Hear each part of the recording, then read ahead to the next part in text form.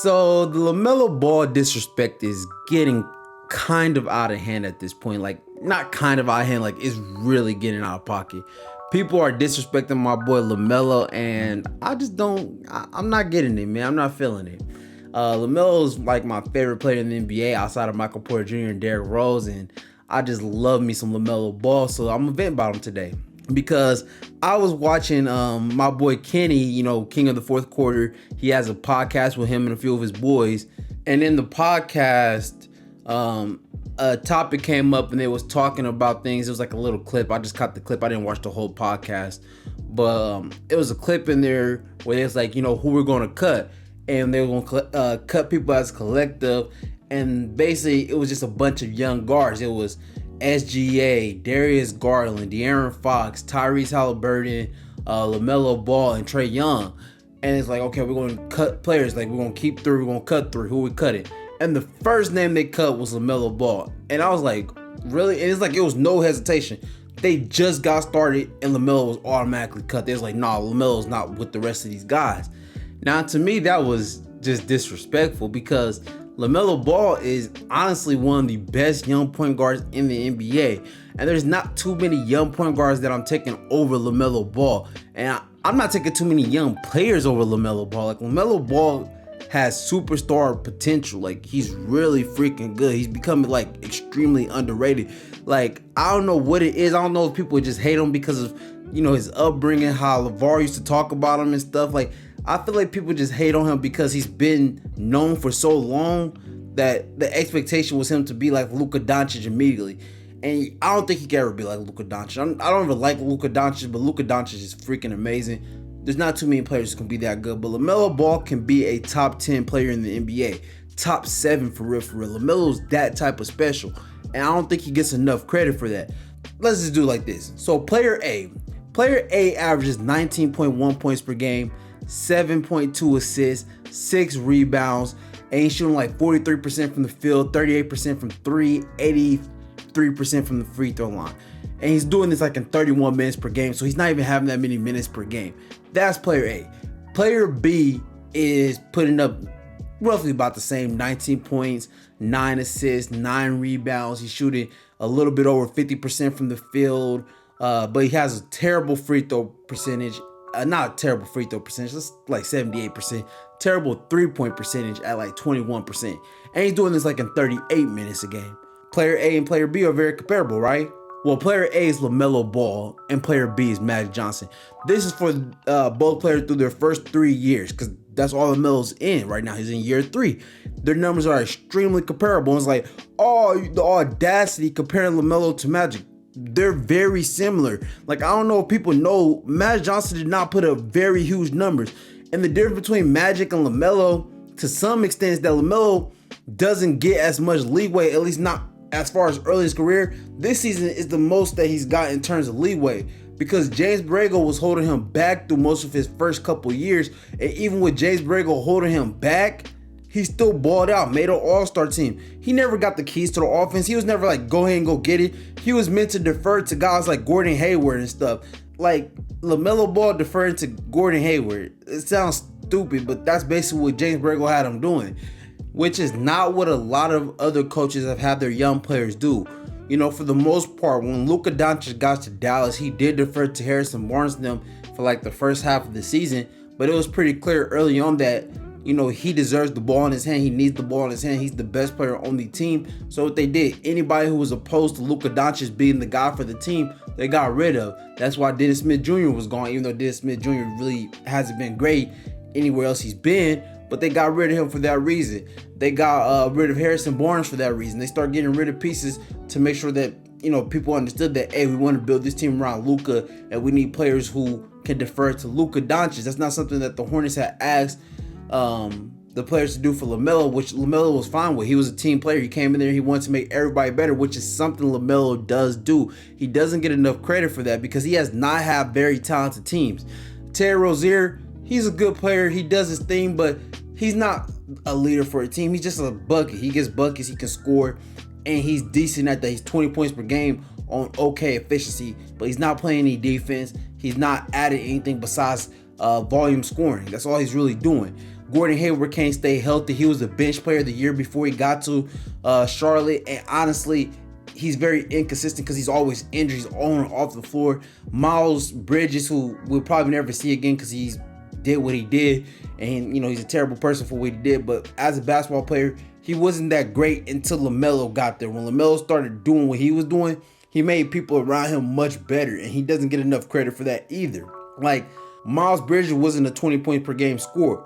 Lamelo made him that. Lamelo made players around him better. He made Terry Rozier more efficient. He made other guys more efficient because of his playmaking, his ability to raw. If you ever hear his teammates talk about him, they're like, oh man, I love going out there. They want to go out there and play for this guy.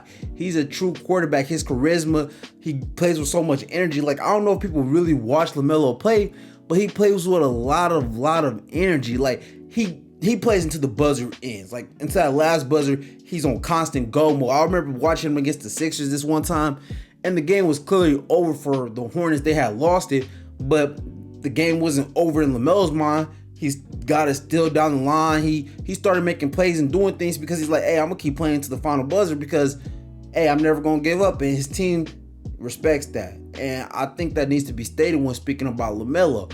But let's look past all like the intangibles, because LaMelo's probably has more intangibles than any player in the league that I can really think of. Like, he just has that it factor. But again, let's get off of that topic. Let's talk about some of the tangibles, because people are like, oh, he just doesn't compare from a statistics. Numbers don't lie. Well, you're right. Numbers don't lie. So let's look at it like this. When players actually play, how well do their team do? Let's talk about it. SGA is the only guy on that list outside LaMelo that has a higher winning percentage than LaMelo. As you know, in games that he's played, he's won about 49.8%, so close to 50% of the games he's played, he won. He has a record of 142 and 143, which is somewhat inflated because his first 2 years he played with the Clippers that made the playoffs, and he played with Chris Paul, and Chris Paul got in the playoffs. Ever since then, his teams have been terrible.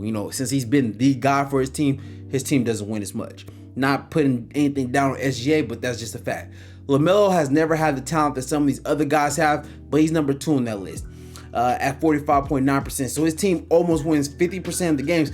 And last year when he played, because this year he's mostly been injured, and he's been injured last year. That's one of the big concerns about LaMelo, is he's always injured. But when he plays, his team does fairly well.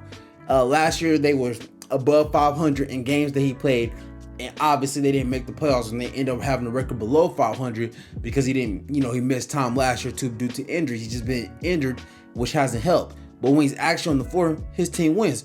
And Trae Young doesn't have a better record than him. He's at 45%, 145 to 177 in terms of win-loss. De'Aaron Fox lower than him, 42.3%, 154 to 210 win-loss. Darius Garland, 92 to 128, which is 41.8%. And then Tyrese Halliburton is at 73 to 102, 41.7%, the worst on the entire list. So LaMelo has played with less talent, because all those other guys have played with, fringe all-star players who are proven in this league. SGA played with Chris Paul, played with those guys in the Clippers and under Tyronn Lue, who's a great coach. LaMelo Ball did not have a great coach. His coach got fired, and then they didn't even get the first option that he wanted as a coach, because they wanted Kenny Atkinson, which I also wanted that. And I was very disappointed that he went back to the Warriors, because I was like, yes, LaMelo's about to get that. I seen what Kenny did with D'Angelo. We know LaMelo's going to do better. Again, topic for a different day. Trae Young. What they do in Trae Young's second year, they added Bogdanovich,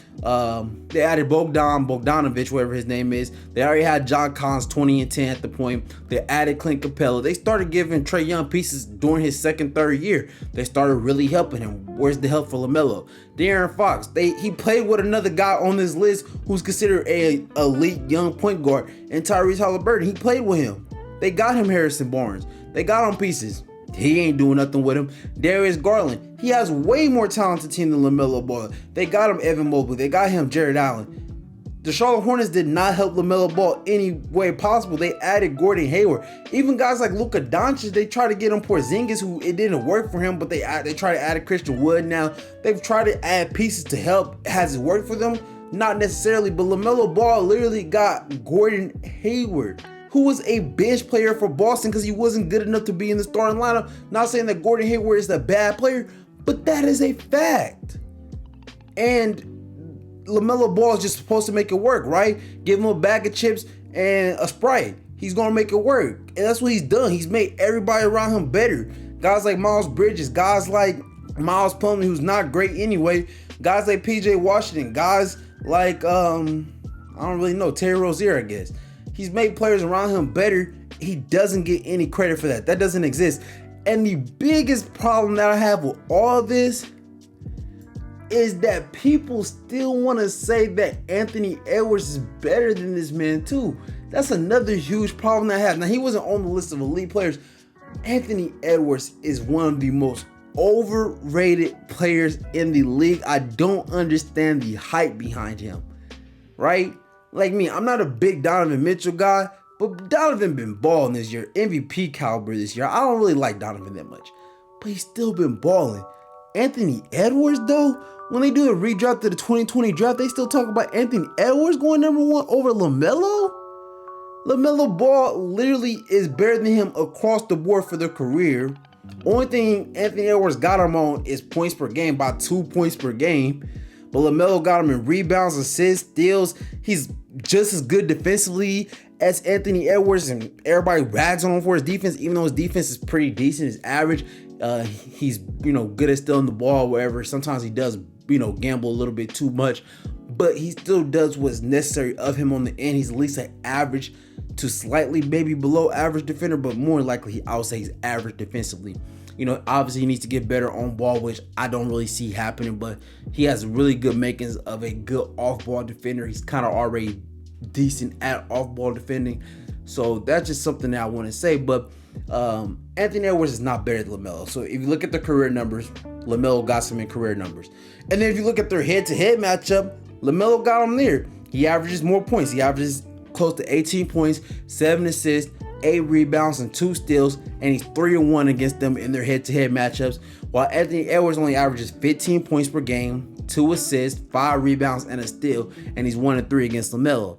And then Tyrese Halliburton and LaMelo in their head-to-head matchups, LaMelo outplayed him. Now, I will admit, Tyrese did get him record-wise, as Tyrese has won 3 of the 4 games that they played head-to-head, but LaMelo still averages more points, as he averaged about 20 points, 8 assists, and 3 rebounds per game, compared to Tyrese Halliburton, who averages 14 points, 8 assists, and like 4 rebounds per game. So, and also LaMelo's better efficiency-wise to both Anthony Edwards and Tyrese Halliburton in their head-to-head matchups.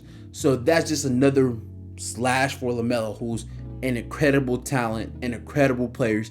People need to stop holding what his father has said about him against him, because it's not his fault that his father hyped him up. And honestly, that's what fathers are supposed to do. Let LaMelo's game do the talking. If you put LaMelo Ball, I'll play this, and I'm gonna end the video here. Do you mean to tell me that you don't think that if LaMelo Ball was drafted to the Timberwolves with all that talent, mind you, Timberwolves had they had D'Angelo Russell. So they had D'Angelo Russell and Cat already on the team. They had Jared Vanderbilt. Do you think that the pieces that they had at one point when he was first there, Malik Beasley and all those guys, do you think they were better with Anthony Edwards, who's not a great playmaker, who needs the ball, he's a ball stopper and everything else? Do you think that that player would be better for the Timberwolves? Or do you think that LaMelo, with all his playmaking, his ability to make players better and everything else, him also being bigger than, and in terms of height, 6'7", incredible playmaking, incredible vision. He's one of the few players who can do the things that he actually does. And he's also a pretty good shooter, especially in contested situations. The only thing he struggles with is layups, maybe. If the Timberwolves had LaMelo Ball, Cat would be looking like an undoubtedly top 3 center. They'll be talking about him in the same way they talk about Joel Embiid and Nikola Jokic. But obviously, they don't got him. So, hey, that's all I want to say. LaMelo's underrated. Put some respect on my man's name. And that's it. That's all I got for you. Until next time, peace.